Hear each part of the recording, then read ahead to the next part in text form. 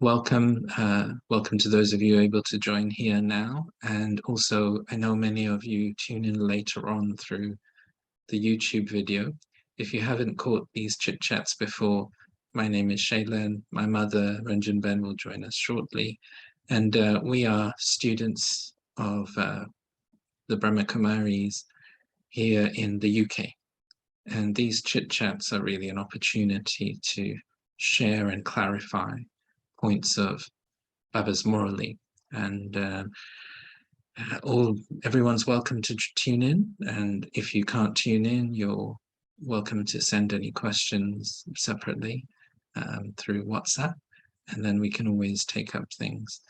And we've had a couple of questions this week surrounding the bodiless stage. We've had quite a lot of narrative, haven't we, in the last week or so from Baba about practicing bodilessness, experiencing dead silence. And then the topic for the Global Betty today is around 3 Hindi words, which, to be honest with you, I think if you ask 10 Brahmins, you'll get 10 different definitions of each of these words. So I'm not sure there is a definition. And I think this is why we can sort of interpret them.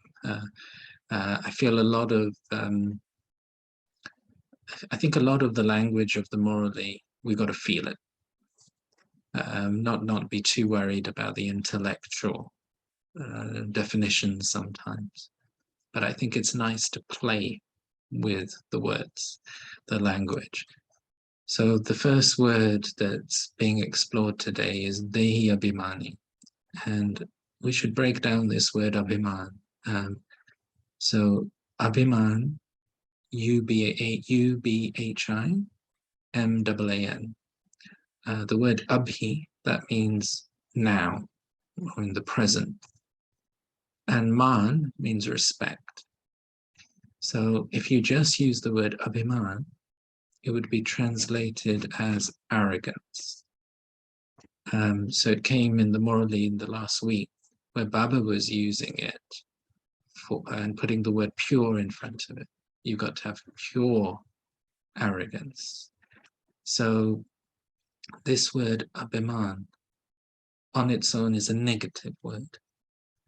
But then Baba adds in 2 words to connect with those usually. The first is Dehi, D-E-H-I, and literally Dehi means body, D-E-H. So if you put an I at the end, Dehi means without the body. So literally, Dehi Abhimani would mean without the arrogance of the body. Okay, so that's that first definition, that first word. Then with the word Abhimaan, Baba will also add in the word Atma. Atma, A-A-T-M-A. A-A-T-M-A, and Atma means soul. So sometimes he will use this word Atma Abhimani. And that literally means with the arrogance of the soul. So Baba mentioned about having pure arrogance. So I've noticed in the English transcripts of the morally, both words tend to be translated as soul consciousness. So that's how you will receive that word in the English copy. In the Hindi, you can hear both words. And so I do feel they have a different feeling about them. And when the Baba says, Bache, children, become Dehi Abhimani, that means lose the arrogance of the body. Drop your ego there. So, for example, in today's blessing, we were being taught about forgiveness. Now, my inability to forgive, Baba would say, that's your arrogance of your body. That's why you can't forgive. So if that makes sense, it's those elements of ego that form that block between us expressing that pure positivity. So sometimes it could be fear, sometimes it could be hanging on to something from the past, sometimes it could be waste thoughts. Baba will use this word, abhimaan, for all of that. You're gossiping. Baba says, but child, you got abhimaan. Someone will say that I can't live with this simplicity, simplicity. I need this, I need that. Oh, this child, this is your abhimaan. This is your arrogance of your body. Someone will, like today, Baba was saying that if you live in the center, don't be lazy, don't be inaccurate. So Baba will say, this is all abhimaan. This is the arrogance of your body that's bringing about all these weaknesses. It's forming a block for you.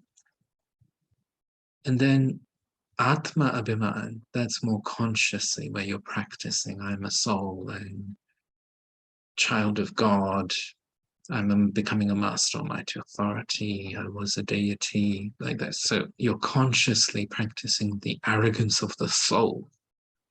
And by doing that, you're replacing your self-esteem. You're beginning to feel a sense of self-worth based on the soul and based on Shiv Baba's vision of you. So that's that first group of two words. Yeah. Then the second word is videhi, videhi. And you can see that that word there is in that. And when you put vi in front of something, you're saying it's without the body, videhi, videhi.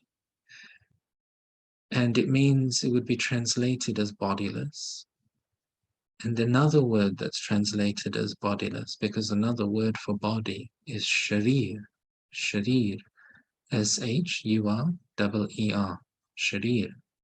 So if you put a U in front of that word, shariri, that means bodiless as well.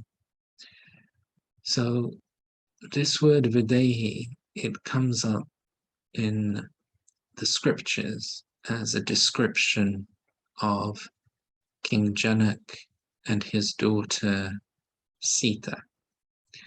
And King Janak is reputed in the scriptures to have been able to run a kingdom while having Jivan Mukti, liberation and life. So this word for bodilessness is linked with the concept of trustee. So when you have the word videhi, it's not so much sitting in yoga being bodiless, but it's while you're performing action, it's linked with the karma yoga, that you are in the consciousness of being an instrument, of being a trustee, of being a guest. So that would be linked with videhi.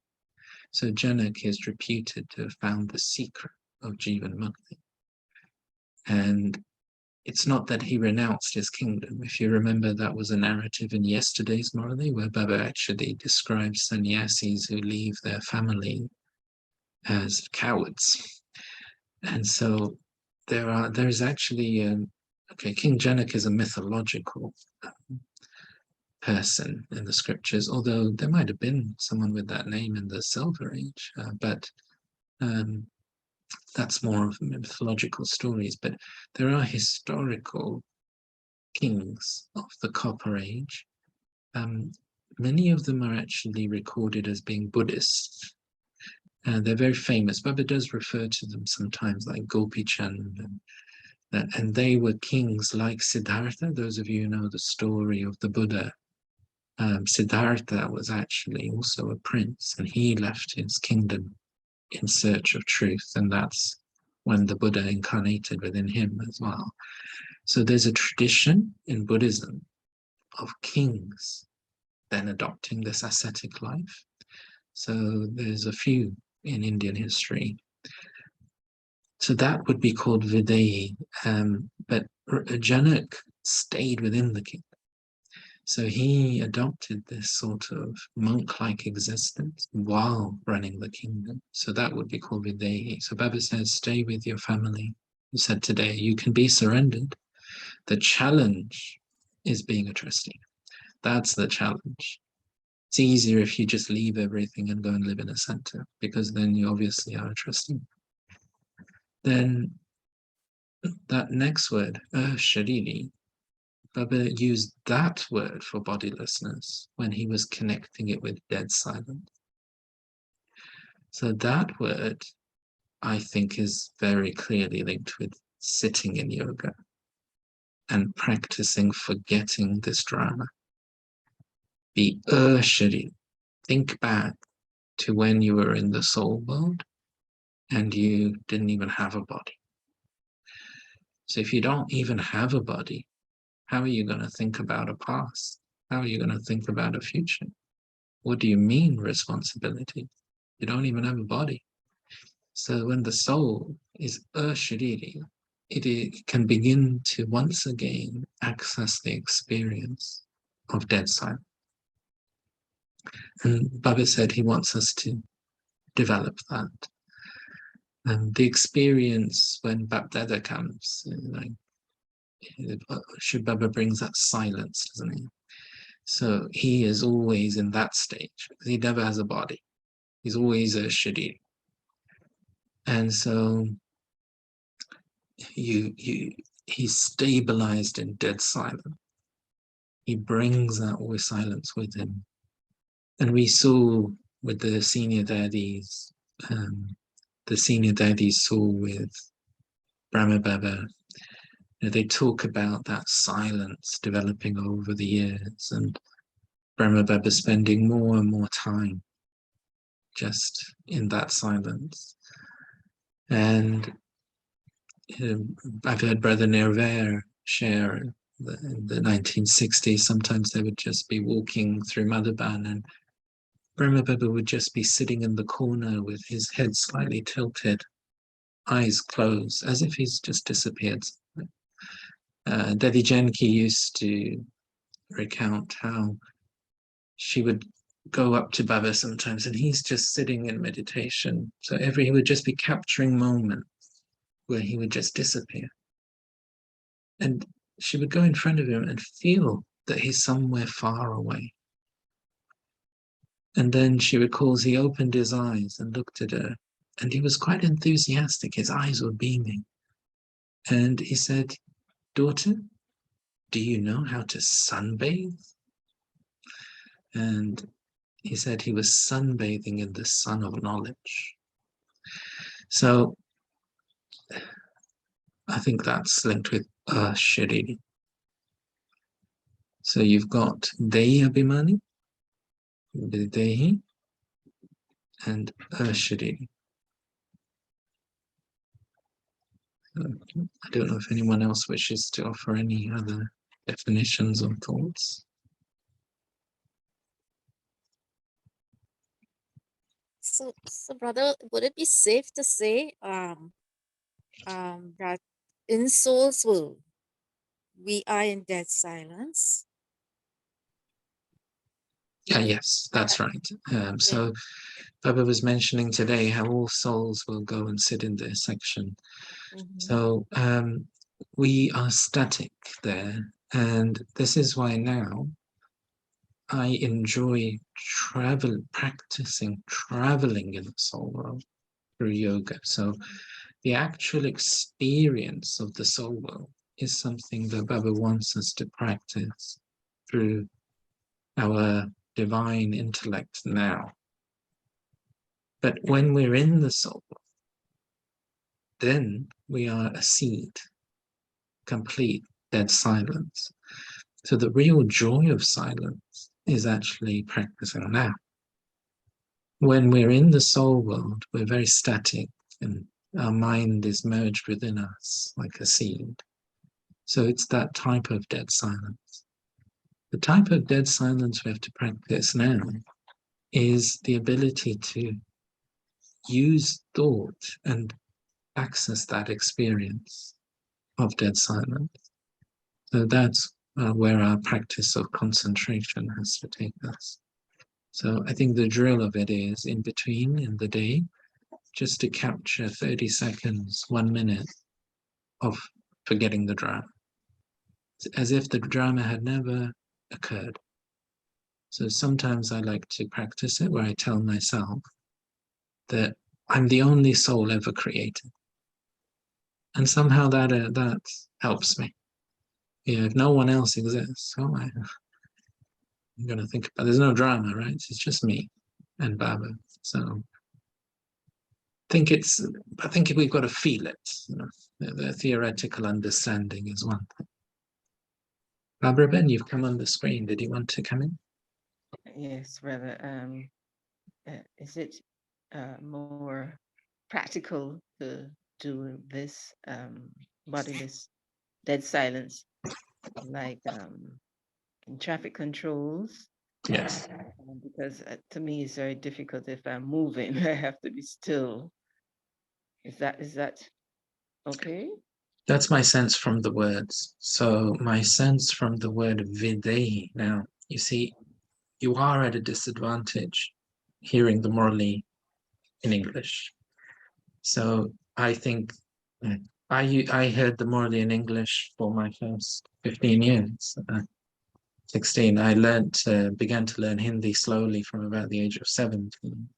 And I really do think it changed my relationship with Baba and my understanding of the morally. So hopefully I'm trying to convey each day how it sounds in Hindi. And some of these words just do feel very different. So the word videhi will be translated as bodiless, but I think that's the videhi of karma. I am a trustee, I'm a guest, I'm a traveler, I'm an instrument.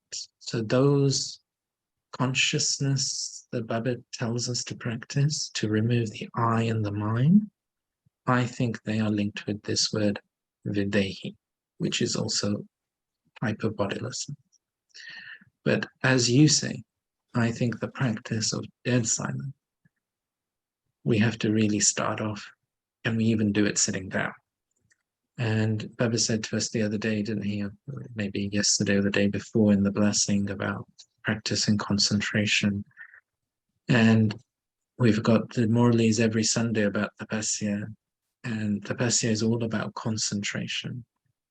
And even to sit and concentrate for 30 seconds, I think is a big achievement. If we can build that to 1 minute, I think we're really doing well. I did share this story a few Saturdays ago. That Sister Jayanti was in Madhuban when she was a teenager, and Burma Baba invited her to come into the meeting that the seniors were having.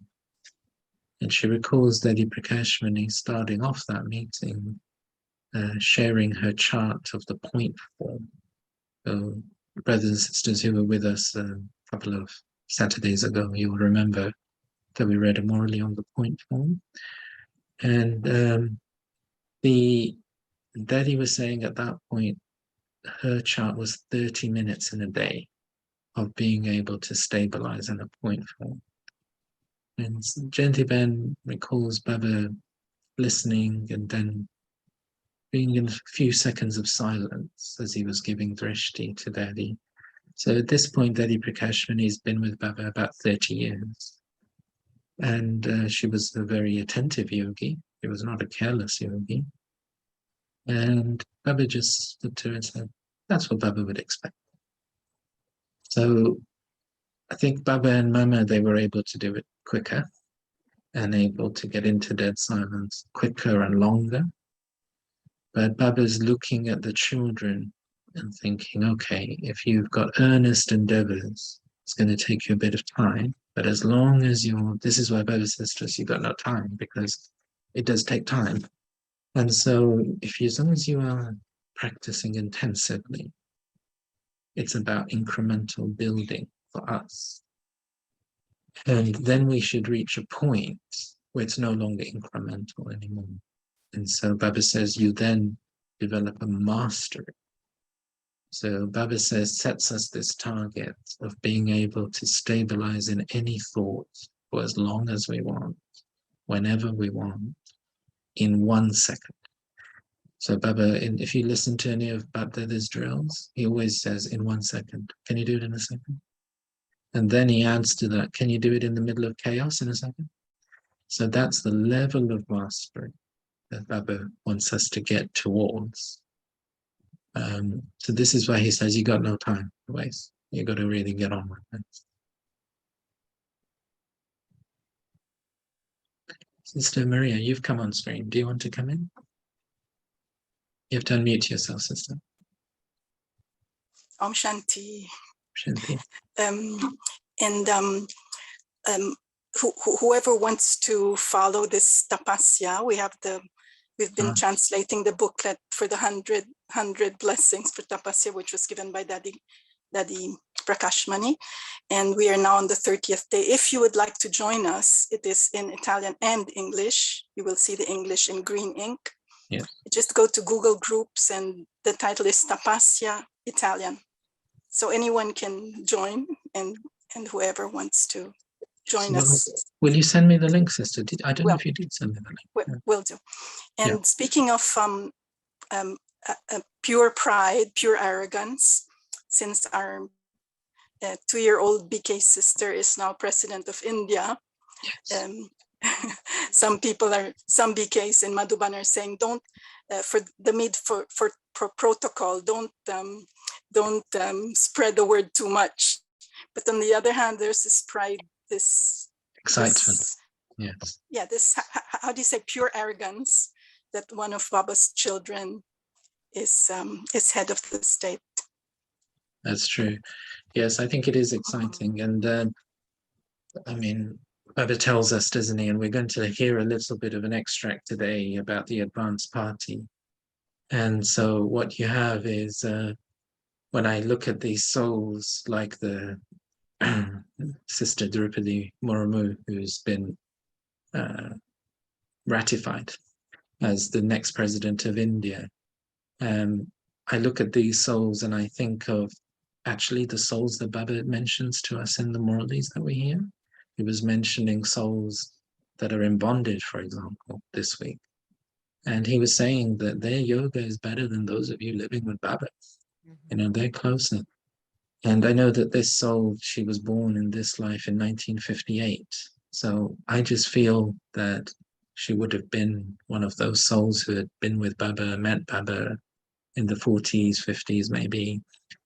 And so what happens is that every soul has their own role. And many souls, they're taken from Baba, and then they've got to go into the field of politics, religion, science.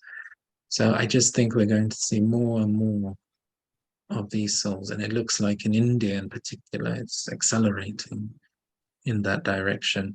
I think it is a matter of great pride. And I don't think anyone's surprised either, because that's going to continue to increase. So from That's right, a tribal. So I just think Baba is working in that way, isn't he? He wants to promote women, we know that, minorities, breaking different barriers. I think it just tells us what the advanced party are doing. They're going into places where they can break barriers, they can create newness, and create examples, and then connect souls also with Baba in a different way. So the advanced party is also for those before Mama and Baba left the body. Yes, I mean, I don't know for sure. I assume so. I think so. Baba talks of the advanced party in quite a wide way, actually. I've heard him speak about, I remember once he said that many of the people in the advanced party, they're not on your list. I remember him saying that one. But they were actually on Baba's list. And he said a lot of them actually, they were ahead in yoga. And he needs souls, particularly who are going to give birth to the first deities. This is a big achievement that you can only do through yoga power. And we don't know how much of the Brahmin family do you know? I mean, most of the Brahmins are in India. We don't know them. Out of 900,000 BKs, how many do you know? So there must be so many incognito souls, or they might be just known in their locality. And they would accumulate there must be every day. My guess would be 50 BKs leaving the body. I don't know, but those souls, I think, would spread out, and some of them will become Brahmins again. Some of them seem to become professionals and Brahmins, and some maybe just go and become professionals and cope in a different way. Yeah, but I think Baba's got a very unlimited task going on. I think it is exciting. I remember when the governor of Rajasthan met Baba, she became also the first woman president, Pratibha Patel. She was the governor of Rajasthan where Mount Abu is. And she had come and met Baba actually during a Morali. She sat through a whole Morali.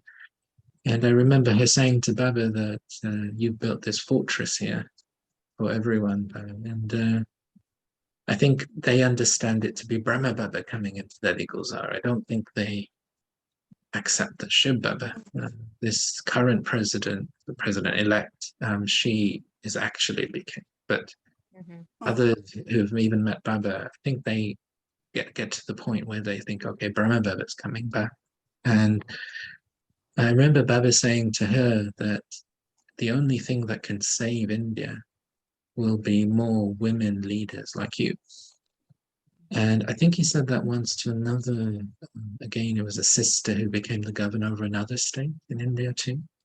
So I think he very much perceives that some of the decisions that are taken when a soul is in a woman's body are different to when in a man's body.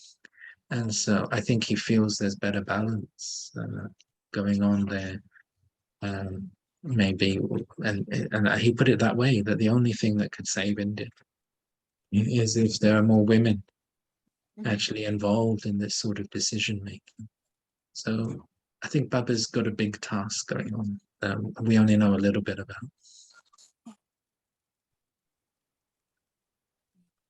Once Sudesh Didi had said to me that there were different types of advanced parties. He said some become Brahmins again, some go and become the parents of the first deities, and some become scientist souls. Sorry, I just had a delivery. Sorry if that's in the back. So I think there's different categories of advanced party as well. I recall when the senior sister of the town of Agra, where the Taj Mahal is, she had left her body. She was a Didi for many years there, and they built a very beautiful center there as well. And she must have left the body 6 years ago or so. And I remember the Thursday Borg message. Baba said she's going to go into her next birth, and where she goes, she's going to open another big center just like this. So I think some Brahmins, they come and become a Brahmin again, and they perform a special task. Some go and become something else, maybe a scientist. Some go into politics. I think we're going to see more of that. I think we will also see more souls with wealth coming in. Baba was talking this morning about how the civilization that he creates is the longest serving empire. And when you look at how other empires expanded, at some point, some king, some wealthy, noble people, they convert to that religion. And that's what gives that a boost. So I think that what is vital is that you get that level of wealth and power contributing into Baba's task. So I think we're going to see this more and more as time goes on. Baba won't need us anymore to be contributing wealth. So this is why he says, make the most of this. Use your pennies. because as time moves on, I could see big contributions so that there'll be a quicker expansion. Brother Charlie said this morning, has there ever been a dynasty that has lasted for 1,250 years, referring to one age? So, Well, no, history, there hasn't been, no. You see, even in the Roman Empire, you have, and sorry for any background noise to everyone. I would say like the Mughal dynasty that was in India, that was 800 years, so that's pretty close. The Roman, you see, they went through phases of empire. So you'd have an emperor, then you'd go to like democracy period, and then, so they had all sorts of different empires. You got Egyptian and Persian, but you wouldn't say it was one stable. I think Baba's point was it was one dynasty. So there's not been one dynasty for that amount of time.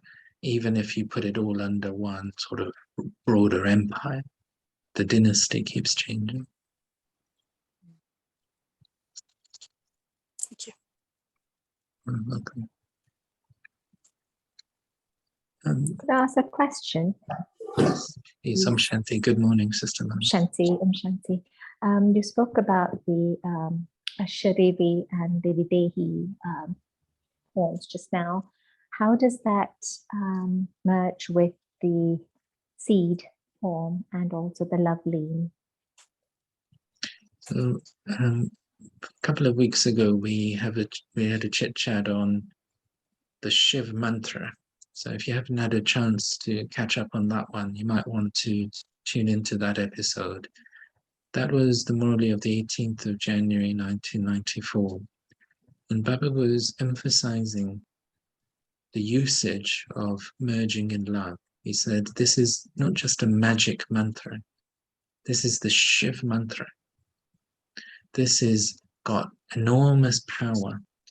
So I don't necessarily see that as like an incorporeal stage. I think this is about the relationship with Baba. Every Brahmin is very different, aren't they, in their love, the way that they experience and express their love for Baba. So I don't feel there's a uniform for that one. I think every Brahmin merges in their love for Baba in different ways. And Baba's saying, I think Baba's main point there is just let go of your burdens. Don't be a carefree emperor. I think that's the point there. That, you know, Baba's there. He's your support. Just stay merged in love. And don't try and control everything and sort everything in the drama. Let Baba do it. And so I've had very good experiences these last few weeks, actually, since that we repeated that morally. And I found that it does work. So I'm not necessarily there practicing dead silence. Or, you know, I'm talking to Baba and then practicing, okay, Baba, you know, your love. And I was mentioning in last week's chit chat that I'd gone to an exhibition on the sun installation. And I learned things about the sun. And this week, as I've been sitting in evening yoga, one of the songs I put on was about Baba's love. And it reminded me of this, that, you know, I said to Baba, what is your core? Your core is love. Your core is bliss. So for me, in that morally, Baba said that merging in love is complete enlightenment. And I think that, you know, it's that stage of going beyond the intellect, even. So we're just being that child, and there's just love. And I recall I was going down most evenings in the last number of years that Lady Janki was visiting London. So I was just hopping on the train at about 4 o'clock and attending those evening classes she was giving. And I remember Sister Janki making the comment once that seeing Daddy close to her karmatic stage, a complete stage, you know, there was only love. You know, you got to know Daddy over many years, and Daddy would be maybe making comments, improvements, and all of those. But then at the end, there wasn't. Like the only thing there was left was just love. And I think that that's an indication there that merging in love is going right back to the core. Who are you when you've stripped away everything else that you've accumulated in the cycle? You are love. And then who is Shiva? When you take away all of the baggage, it's not the right word, baggage, but all of the paraphernalia of Baba's role, and all of the take away all of that. Who is Shiva? He is love. And I remember that Ranjan will remember this, that in the 1980s, Dedi Janki was asked questions around Paramraj, and people were saying, that it's a bit unfair that souls will be going through destruction, then they have to go through Dharaj. I mean, it's like a double whack. And Betty went into silence, and she said she thinks at the end, for all the souls of the world, they won't go through Dharaj. Baba will just be present with his arms out, just taking everyone back home. So I think in the end, everyone will just be merged in love. And Baba is saying to us now, go back to the essence of everything. That is love, merge in that. And then I think with the dead silence and the bodilessness, for me, it's more to do with power. When I look at the essence of all the virtues, I think there are three parent virtues: love, wisdom, and power. I'll leave you all to chant yourselves. But like you look at kindness, compassion, caring, generosity, they're all children of love. Then you look at other qualities like judgment, discernment, they're all children of wisdom.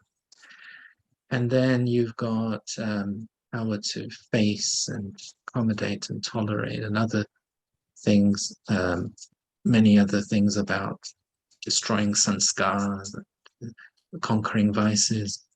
All these qualities are children of power. So I think love, wisdom, and power are the three parent qualities.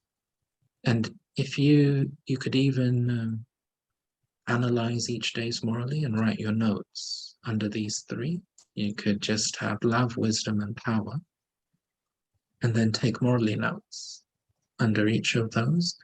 Baba's either providing love, he's either providing wisdom, or he's either providing power. And so for me, that dead silence one is linked with power.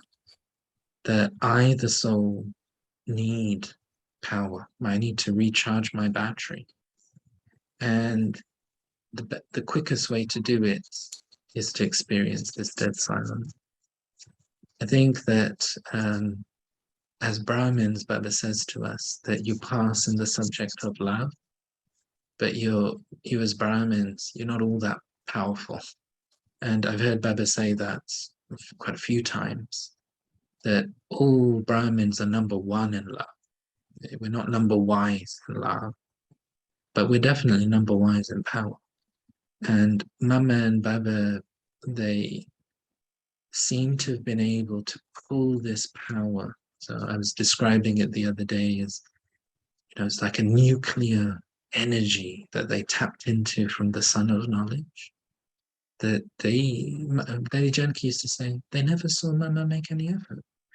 It was just, she just came and she just turned her sanskars 180 degrees, and she was just a goddess. No, Baba had his visions, his realization, and he just said, I am Krishna, I am Vishnu.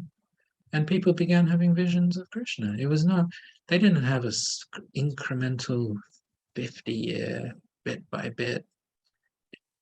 They just were able. So Shiv Baba has this capacity to turn us quickly, but we are not absorbing this sufficiently. So I've heard Baba say many times in the Morali that look what the scientists are able to do. can you not achieve this in silence? So he says to us that you are underestimating what silence can achieve. So I feel that this dead silence is linked with this unlocking of great power. And through that, Shiv Baba's light can take on this nuclear form so that the soul can change rapidly and also absorb these powers very rapidly, like we saw with the senior daddies. Sister Maria, did you want to come in again? Okay. Yep. Thank you. You're welcome. Right. Anyone else want to come in? Otherwise, shall we read a few things? So, the first thing, because it's Didi Manmohini's Remembrance Day on the 28th of July, thought we'd revisit a few things around that and sort of have a few insights. So Didi Manmohini, I sent an animation around on the WhatsApp group, which I thought was really good for her life story. And you'll see that she was the very first BK. So she was the very first person to move into the yagya and start everything off. So she was always, and she was a bit older than the average age of the daddies. She was about 30 years old, 20 years old. So she was naturally the Didi of the daddies. And Baba really trusted her. So she was always the senior from the beginning. And so she reached her Karmatit stage 28th July 83. And this is a small extract after the Morali of the first 18th January after that. So it's only been 15 years since Brahma Babas became an angel. Didis then left. So, you know, memories are still very fresh. So those early 18th January meetings, people are remembering all these daddies. And another daddy had also left around about the same time as Didi. Her name was Daddy Pushpashanta, and she was one of the daddies in Mumbai. And her relative was the brother who became the instrument for the global hospital. He financed it. So this is that family. And Daddy Pushpashanti and Didi, they were big buddies of Daddy Janki. So Daddy Janki used to always go and meet them in Mumbai as well. So I'm just going to ask Ranjan Ben to read this short paragraph after that Morali of the 18th of January, 1984. This is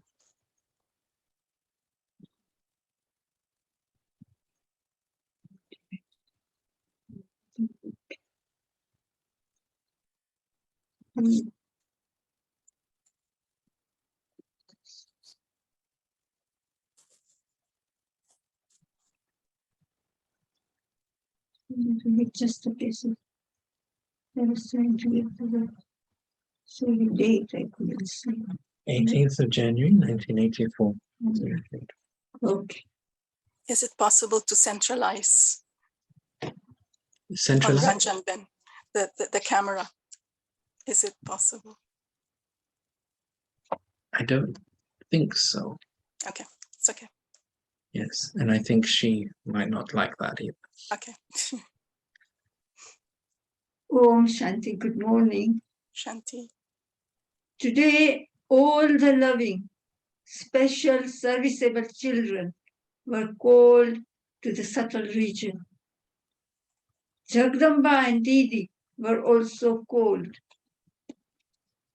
Vishwa Kishore and all the specially beloved children who have gone for service were all called to the subtle region, especially to celebrate the Day of Remembrance. All the specially beloved children who are instruments for double service are companions in God's service at the confluence age and are also companions in the service of your receiving the future kingdom. Therefore, they are double servers, are they not? So, Baba said they are companions in God's service at the confluence age and are also companions in the service of your receiving the future kingdom.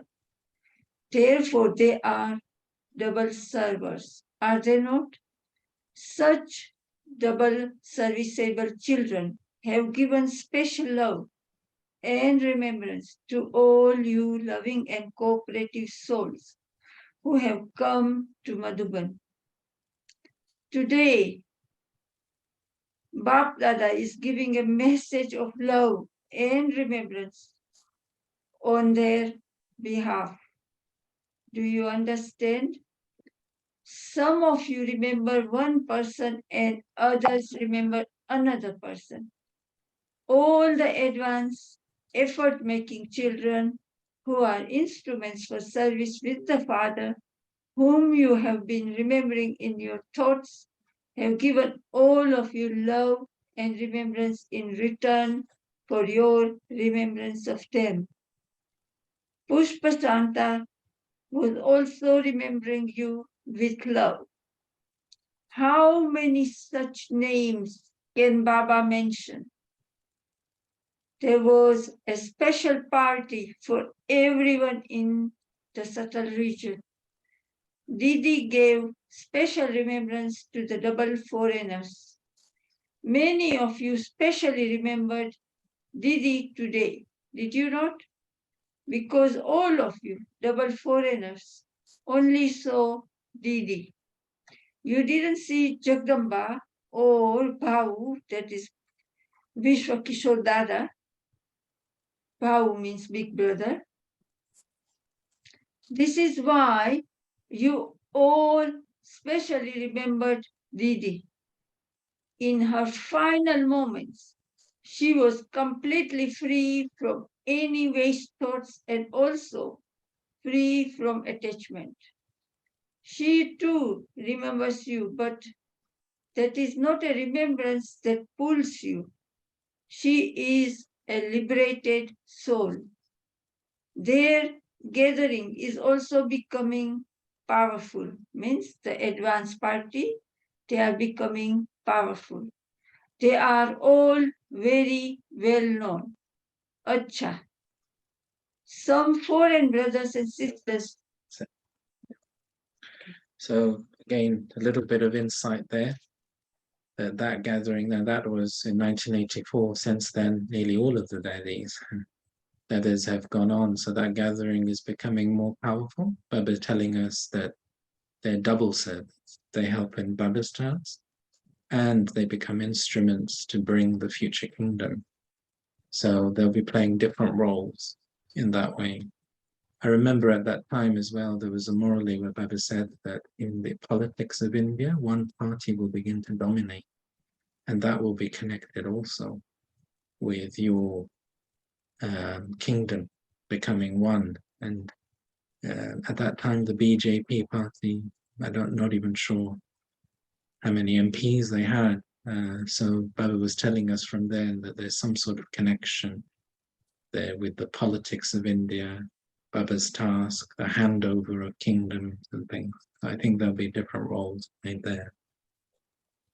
Then we're reading, what's the title of it? Yeah. So there's a couple of treasures from Ranjan Ben's files that we thought we would read today about Didi. And we could not locate any English copies of these. So Ranjan Ben's going to read in Hindi and I'll interpret as we go along. So, Didi was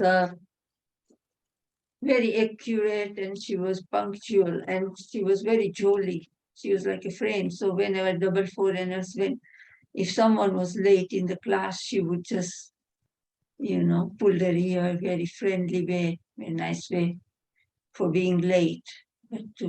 And also she developed this, we get questions in the Murli after Baba says, Meethe Bache, the essence, after the essence, there's a questions. Didi was the first one to suggest and do that. And so these are some questions from Didi's, from the Murli. So it says, I'll read it in Hindi and Shailen will translate it. दीदी जी की diary से मुरली के आधार पर कुछ प्रश्न और उनके उत्तर. Some question and answers from Didi Ji's diary. You know, the question and answer you hear at the beginning of the Murali, they're actually taken from Didi's personal notes when she was hearing the Murali herself. So, question is, ईश्वरीय ज्ञान में कौन सी चीज first class थे? In godly knowledge, what is first class? What is considered to be first class? And the answer, उत्तर, यह अनादि बना बनाया ड्रामा है, उसमें प्रभु तेरी लीला व प्रभु तेरी इच्छा, तो उसकी लीला भी अच्छी और उसमें मुख्य अपना पार्ट सबसे फर्स्ट क्लास है. So Shiv Baba's role within this drama is first class. It is sung in devotion that God, your ways and means are unique. You are ineffable. No one can understand how you get everything done. And so his role is first class. तो उसकी लीला भी अच्छी और उसमें मुख्य अपना part सबसे first class है. Means दीदी का पार्ट सबसे first class. No, Shiv Baba. और प्रश्न, दूसरा प्रश्न, तुम बच्चों की कौन सी गति न्यारी है? So, what is the unique stage of you children? I mean, these are questions. So does anyone want to have a go at answering any of these before we read the answer?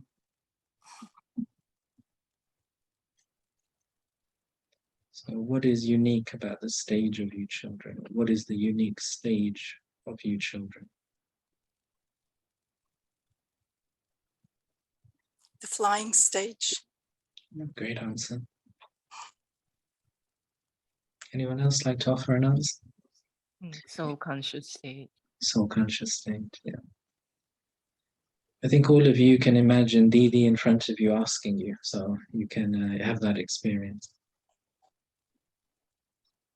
Sister Juliet, are you going to go for an answer? We're knowers of the three aspects of time. Right, yeah, that's a good answer too. But let's hear what Didi noted down. उत्तर, तुम्हारी जो याद की यात्रा है उसकी गति बहुत न्यारी है. तुम याद में रहते हो. This pilgrimage of remembrance that you remain on is very unique.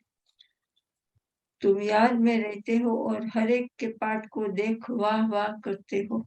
You remain in remembrance and you observe everyone's role in the drama and think to yourself, wah, wah.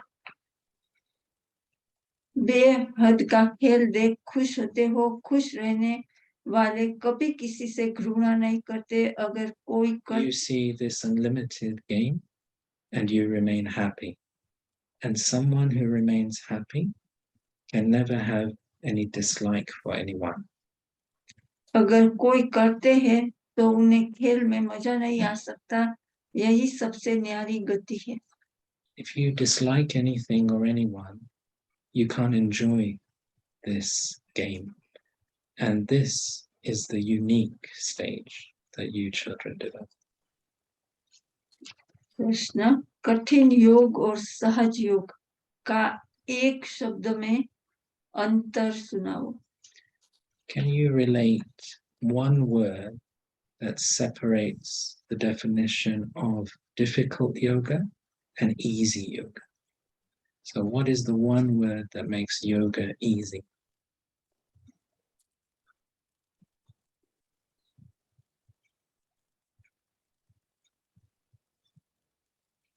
My answer would be love. Mm. Good answer. Feeling Baba's hand on my head. Mm. Nice. I would say love as well. Mm. Yeah. Let's have a answer उत्तर कठिन योग है बैठ करके योग लगाना और सहज योग चलते फिरते उठते बैठते आत्मा का कनेक्शन परमात्मा से जोड़ना. difficult yoga is having to sit down and have yoga. But for you, it's easy yoga while you walk, move, talk. You're keeping your intellect connected with Shabara. प्रश्न है आसुरी संप्रदाय को कौन सा भय रहता है? What fear? These are good questions, aren't they? What fear do the devilish community have? Death. Death. I would have answered that too. Punishment. Good one. Destruction. Yeah, those are the two I was thinking of, death and destruction. उत्तर है मौत का, लोकलाज का, गुरुओं का, बीमारी का तुमको तो ज्ञान है Okay, इसलिए तुम्हें there's a कोई list. नहीं. There's a list. So the first one is death. Second one, लोकलाज. what society will think of me. गुरुओं का. The third one, what will my gurus think of me? बीमारी का. And the fourth one is fear of illness. What fear? Fear of illnesses. Illness. Okay. So it's death, fear of people, what would they say? Fear of the gurus, you know, or priest or whoever you, and then the illnesses. तुमको तो ज्ञान है इसलिए तुम्हें कोई भय नहीं. You have knowledge, so you have no fear. बीमारी की दवाई मिली हुई है याद में रहकर हिसाब किताब चुकतू करना है. You've received the medicine for illnesses, which is to remain in yoga and clear your karmic account. इसलिए तुम निर्भय हो. And this is why you are fearless. तुम्हें मौत का भी भय नहीं क्योंकि तुम जीते जी मरे हुए हो. You don't have fear of death because you've already died while being alive. दूसरा प्रश्न है इस समय मनुष्य जानवर से बदतर कैसे है? At this time in the drama, how are human beings worse than animals? उत्तर है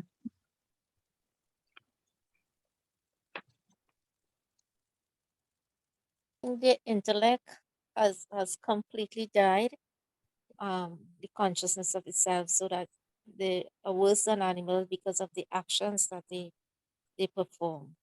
They've completely forgotten who they are. Good answer. They have no respect for their elders, for their parents. No That's gratitude. That's another good answer. Animals use their natural qualities, whereas human beings don't. Yeah, and today Baba said not to give sorrow to anyone. So Baba's answer is anybody who wants to say? So उत्तर है मनुष्य अगर अपने हाथ पांव से किसको दुख देते हैं, मार देते हैं तो उन्हें जेल की सजा मिलती है. If a human being hits anyone, performs any acts of violence, they're given the punishment of being put in prison, jail. लेकिन जानवर किसी को मार देते हैं तो उन्हें कोई जेल में नहीं भेजता. But no one's going to put an animal in jail if they hit anyone. It's their instinct, right? इसलिए मनुष्य जानवर से भी बदतर हो गए ना. So humans have become worse than animals. So the acts of violence, I think that's the point there. that for animal, wild animal, that's just part of their nature, isn't it? But as human beings, to actually have these acts of violence, that's like we should know better. So it makes us worse than animals if we are violent. दूसरा प्रश्न, चढ़े तो चाखे ज्ञान रस, गिरे तो चकनाचूर, इसका वास्तविक अर्थ क्या है? What's the meaning of this? There's a phrase from one of the, it's like a prayer, one of the scriptural verses, that if you rise, you can taste the nectar, and if you fall, everything turns to dust. But what's the meaning of that? Any ideas?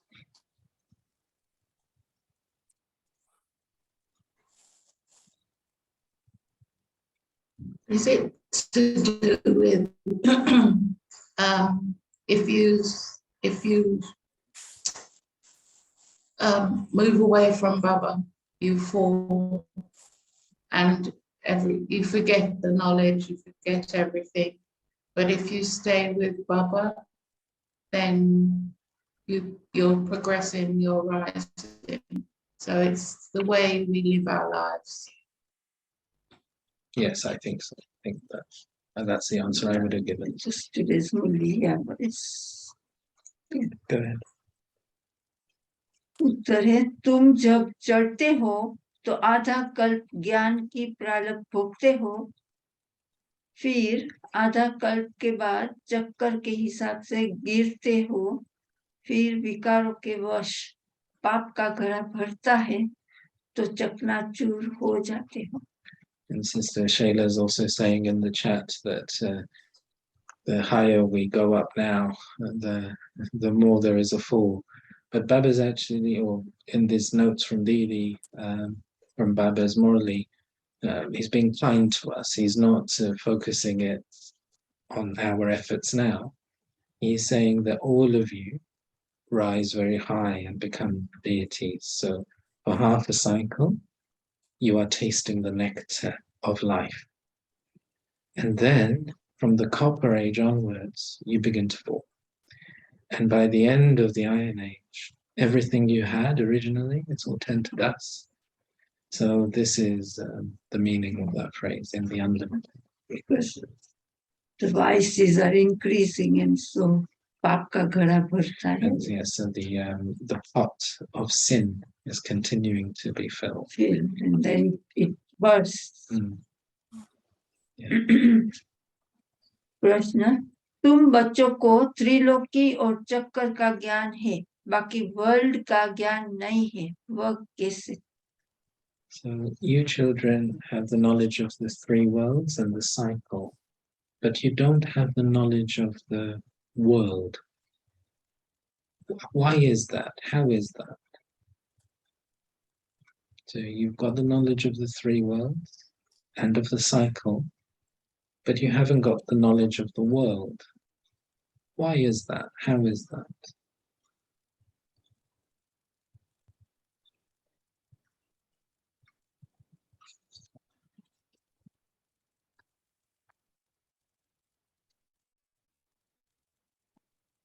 These are quite challenging questions, aren't they? You can see, I hope you're all feeling Didi's style of educating through these questions. She was a great believer in getting everyone's intellect moving.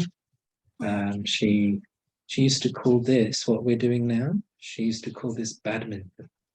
She used to say, let's play badminton.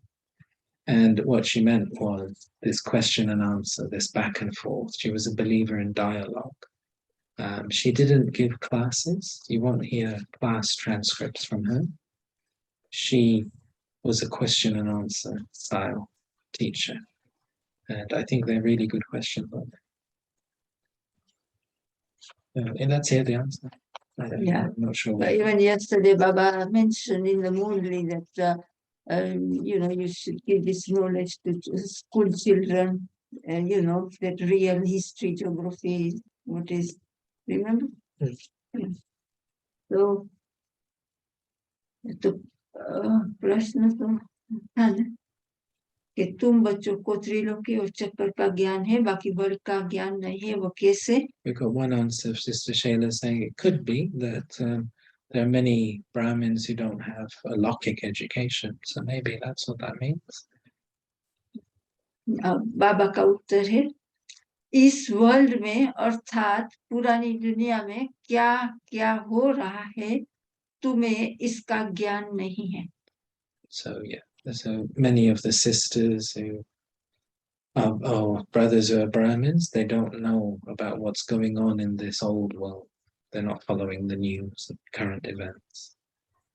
बाकी तुम त्रिलोकी के मालिक बनते हो, फिर चक्कर में आते हो, इसलिए तुम्हें तीनों लोकों व और सृष्टि के आदि मध्य अंत का ज्ञान है. But you know the knowledge of the three worlds, you know the knowledge of the beginning, the middle, and the end, the three aspects of time.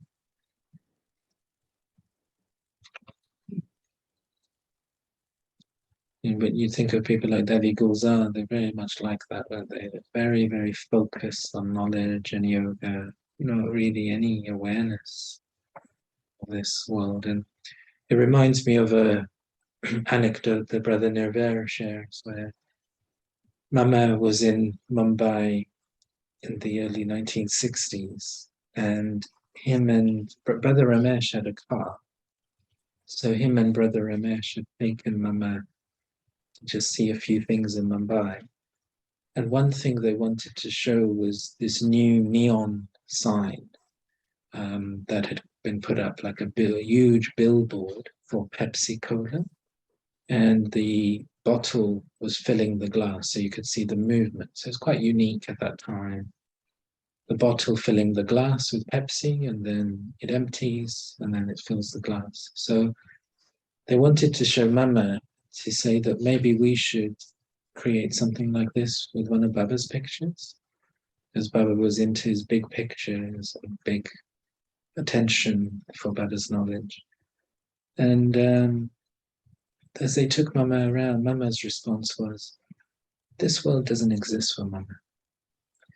And Brother Nirvana says it was like the carpet was pulled from under him, like they were young men looking at this world with that excitement and intrigue.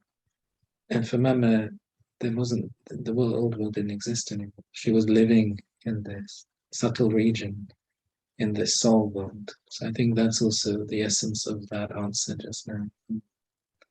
And also Baba's. Sorry, sister?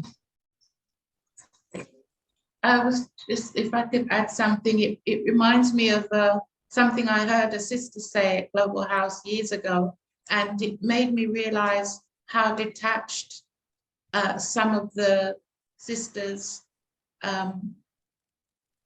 or surrendered BKs are. And she made a comment about something like, but why doesn't the government of the world sort it out?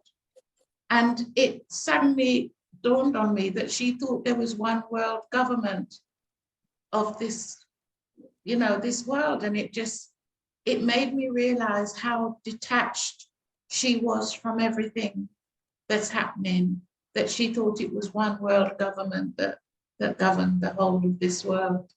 I was really taken aback in a good way that she was so detached. She didn't watch news, read newspapers. She just stayed with Baba in Baba's house and knew nothing of what was happening outside.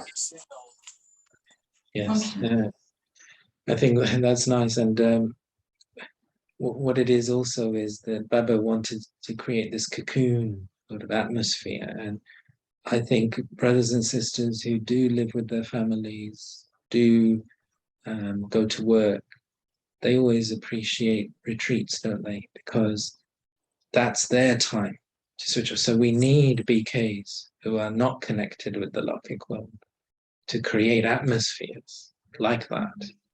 So then those that are in the Lokik world, they can have a complete break and come into that atmosphere. So I think we appreciate that. And then there's Baba has added, यह ज्ञान श्री कृष्ण को नहीं हो सकता.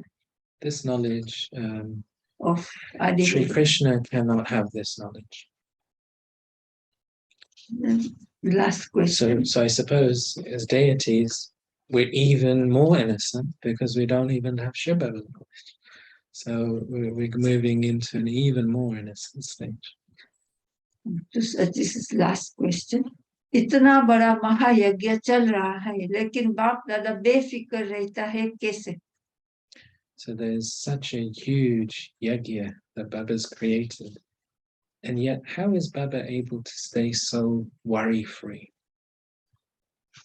Anyone like to offer any answers? What's Baba's consciousness like? Nothing new. Trustee. Trustee, good answers. Yeah, that Shiv Baba was doing it all. Right. Karan Karavanhar. Yeah. And I was also struck when there was an accident with a bus full of Baba's children, and Brahma Baba was not worried. He was not doubting. Yes, we had the answer just one of the other questions, didn't we, about being in yoga, enjoying the game, watching everyone's role. Yeah, so Baba really just models that for us. One young sister in that bus accident, one young sister, even she had her arm out, so she lost it. It was One of the daddies. Yeah. one of the daddies, yeah. But they were young at that time. So, उत्तर, जिन्होंने कल पहले जो सहयोग किया है, जितना सफल किया है, वह अभी कर रहे हैं, करते रहेंगे, या सफल हुआ ही पड़ा है, फिर बाप दादा फिक्र क्यों करें? It's already guaranteed in the drama that this yajna is going to be successful. Whatever soul has a role in the drama to use their resources in a worthwhile way, they will just do it. So why would Baba worry about it? Identically like Kalpa. They will do it identically as they did in the previous cycle. Previous cycle. So why would Baba worry about anything? That's why Bap Dada remain befikir, carefree. You don't have to tell Brahmins to do something. Like Brahmins will just do it. If they want to use their home for a class, they'll do it. If they want to go and do some service, they'll just do it. So the Brahmin family is like that. You don't actually have to tell anyone. If they want to do it, they'll do it. This is all finished. That's right. Lambu person. Okay. So I hope you enjoyed that game of badminton and you got a taste of what a class with DDG would have been like. There wasn't really a system of Murali revision prior, so she started all of this off. There would have been, in Brahma Baba's day, Mama used to give a short class prior. So at the end of the Muralis recently, we've been having these small extracts from Mama's classes. So what would happen is Mama might come at about 6 a.m. and speak a short class for 10 minutes. And then Baba would arrive. And then Baba would speak the Murali. So in Mama and Baba's day, Mama's classes were sort of the Murali revision. But apart from Mama and Baba, no one gave classes. Then after Mama, Didi asked Didi Janki to begin giving classes in Madhava. And Didi Janki was quite nervous at first because no one apart from Mama and Baba gave class. And that was a change. But Didi noted how Didi Janki had this churning power. And so she started off Didi Janki giving evening classes initially. And then after Baba became an angel, Didi began this system of staying behind in the Morali, behind after the Morali, and these questions that she noted down in her diary, she would then ask. So what you've just experienced are like the very first Morali revision classes from the 1970s that Didi started. And because she started it in Madhuban, we began to have Morali revision after Morali in other centers that after that. And then Didi added in some of the question, answer, heading, essence for dharana. She had them added into the Moralis then after that. And that's why you have those in the Moralis. So Didi would say, come, let's play badminton. So you had an experience of Didi's badminton. And you see in Bhakti, the habit is of being very passive. You go to a sermon, you just sort of sit there, you might enjoy, you might listen at the time, but if you ask someone afterwards, what did the priest say? People wouldn't remember very much of the content. And also, I can't ever think of a time of seeing someone in a sermon with a notebook and pen. You're not studying properly like that.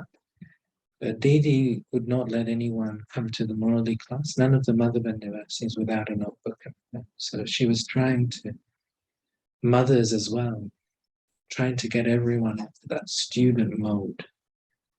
And that we should be taking notes in the form of question, so that we're not even just taking notes passively, but we're actually engaging with the material.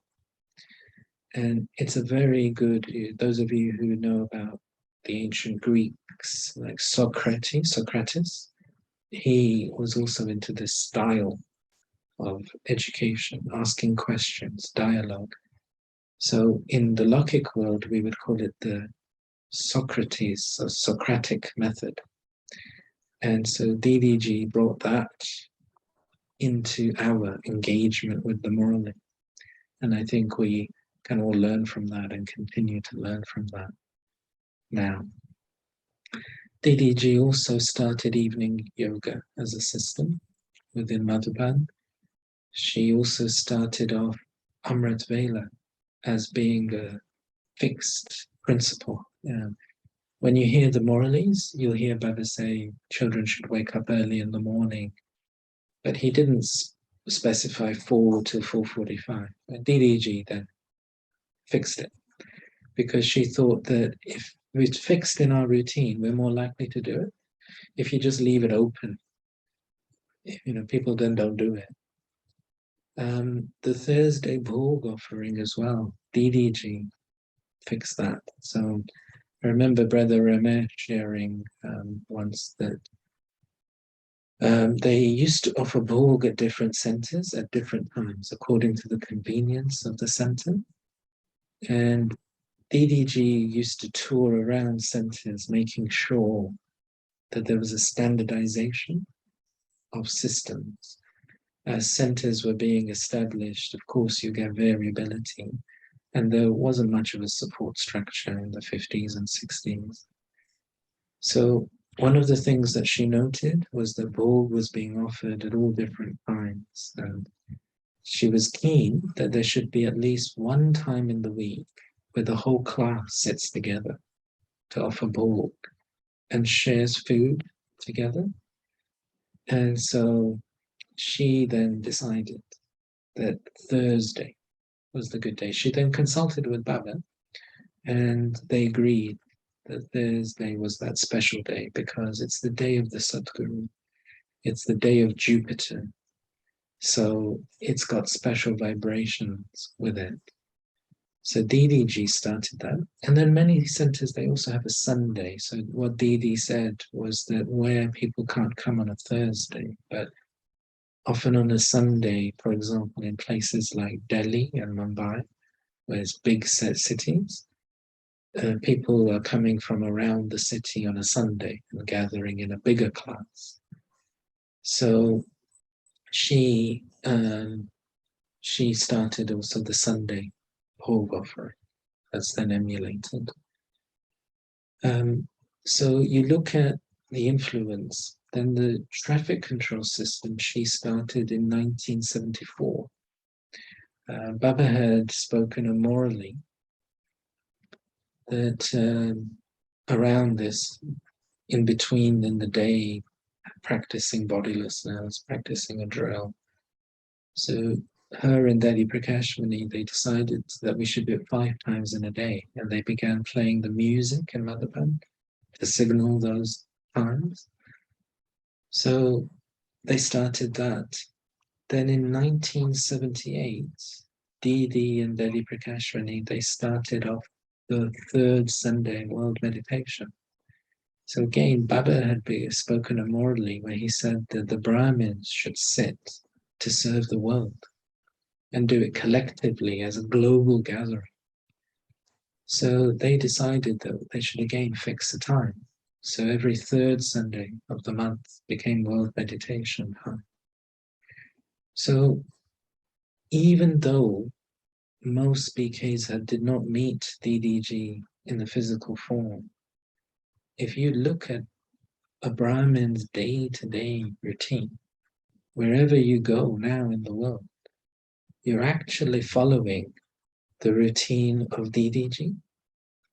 So your connection with DDG is there, whether you knew it or not, because of your routine, because of your engagement with the morally.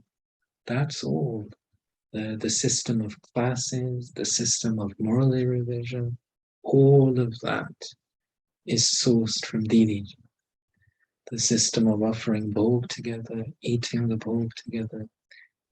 And there's if I can find it, I'll share a video clip on the WhatsApp group of when DDG and Daddy, they were giving nectar and offering bhog in Madhaban on a Thursday. And DDG used to insist on complete silence while giving nectar and also giving of the bhog. So with DDG, you couldn't just hear the Murli and then begin talking. She didn't like that. She wanted to maintain silence. So if you imagine the giving of nectar and the giving of the bhog plate was all done in the classroom. And it was all done with long drishti. So the whole process would take about 2 hours just to receive your bhog plate. But you would go from Didi to someone like Dadi Manmohini, and she might give you drishti and then give you the bhog. Then you had to sit in the classroom and in silence eat. So Didi was very keen on maintaining this subtle region atmosphere right throughout the acceptance of bhog as well. So if I can find that clip, I will send that around again as well. It really conveys the atmosphere of that time. So does anyone want to make any final comments before we stop for today?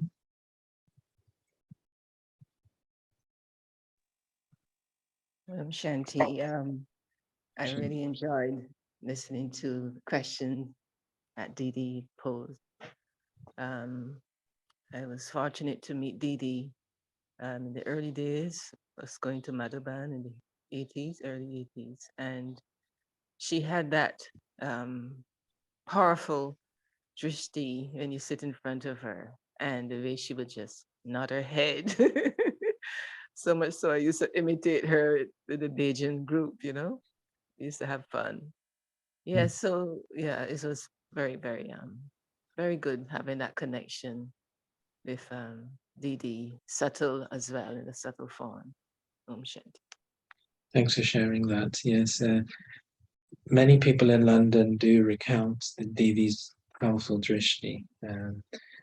She had visited London in 1980, and Daddy Jenki and Sister Maureen, they shared that Didi conducted Amrit Vela every day while she was in London, and they just remember that drishti, that it was just very, very, like you got Baba's drishti with light.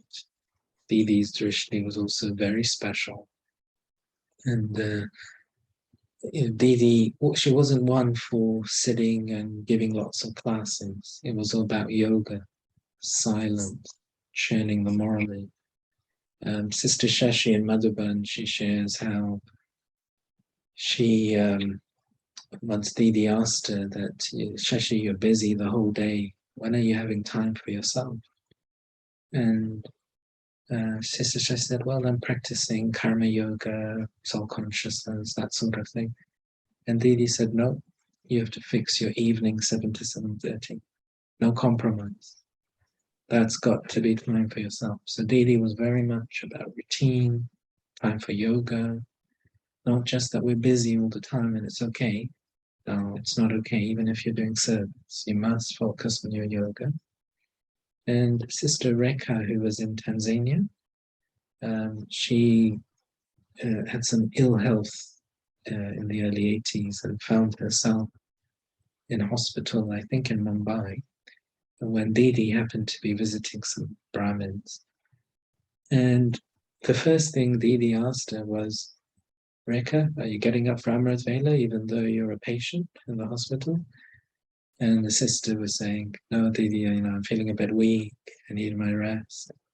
Didi was having none of it. She said, doesn't matter that you're ill.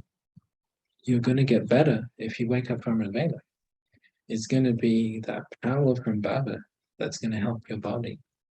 So, Didi, as you say, she was very loving, but very disciplined as well. So I remember even the senior daddies, like Daddy Shantamani, she used to say that a look from Didi was enough to send a shiver down your spine because Didi was so accurate that you had to follow Baba Srimad. She was not going to compromise. And so that was good. And Daddy Janki was also like that, very, very disciplined. So the reason that the brothers and sisters in London have got their routine is because Daddy Janki was like that herself. So you do need these souls, because they were so strict and they was modeling. It really made us all do it as well. Would anyone else like to share anything?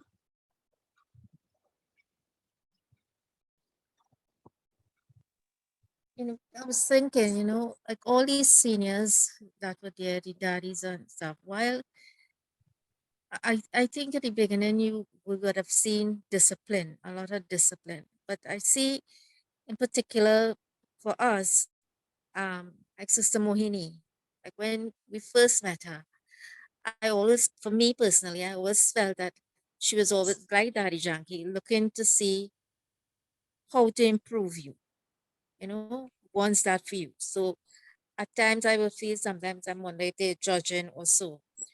But within the last couple of years, with Sister Mohini in particular, because we have more interaction with her on this side, and you see such a transformation of such love, and wanting only what is the well-being of the PKs, Sister Jayanti has that because we often have interaction with her as well.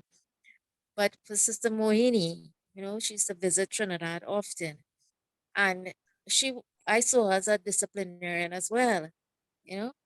But now, there is so much love. And as you were saying earlier with Daddy Janki as well, all they are given now is so much love, so much love.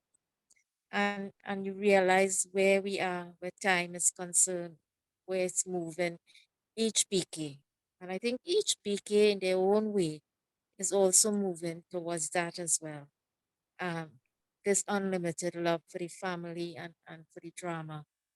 And and it's the Samoyani book message again this week. Why it's so important. And Baba pointed out, sometimes our thoughts and what happened yesterday and what is to happen in the future, but we're not spending time in the present. And for me, I saw that is really minimizing our thoughts and not having this waste, keeping away from waste, things that will not bring benefit for the moment. Yes, the future is important and the goal and the objective is for the future. but it's the present really, you know, to pay such attention to it that we're able to really be what we need to be. Yeah. Yeah, thank you for bringing it all together. I think you brought the essence of today's chat together there. Can I add something, brother? I wanted to say, having grown up in Global House spiritually and with Daddy Yankee, who at the beginning I thought was very strict and, you know, but with hindsight, having somebody who's very accurate and running the center as it did, it's just such a wonderful feeling of safety and confidence and really feeling like you're in a family. And after a while, I used to check my stage by looking at how I react to things that Daddy Yankee said. So, you know, if I was irritated by something, I remember her saying once that mental illness was a result of our actions, or we're responsible. I think she said it was to do with selfishness, something, and I was really shocked. And the more I thought about it, the more I could see that I could see what she was saying and where it was coming from. But she comes out with some things came out with things that seem sometimes quite harsh. And when you were expecting it to be softer, but actually it was out of love, and she doesn't react to our ego needs. She just sees what's really going underneath our expressions, what we express externally. And so for me, having that accuracy in the center, which is a benchmark for how one carries that into your kind of locket life, was just such a blessing to have grown up in that environment spiritually. And as I said, when I always after a while, use my reaction to Daddy Yankee as a benchmark for my stage. Yeah. I think you've also just brought the essence of Didi Manmohini to life there as well, because as younger Brahmins, of course, we're a bit rebellious and we react and we don't understand fully either. But with hindsight, we see that actually you do need that discipline and strictness as your foundation. As you say, it brings that safety, and it also brings that consistency through everything. So yes, I think these senior daddies, that's why Baba trusted them as well, because he knew that you could spread out this yagya as long as they were holding the reins and keeping things under check and control. And so wherever you go in the world, you are finding that the systems are similar. Otherwise, we'd have so much variation. So yeah, thanks for sharing that.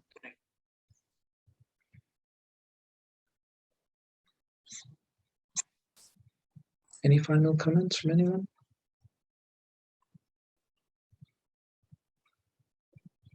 Okay, and so I know that Sister Maria sent the link in the group, so that Google Groups, the Passia Italian. And yes, so let's try and tune into that, and I'll try and send a link around. So I think I very much enjoyed today's session. Thank you all who were able to be with us live.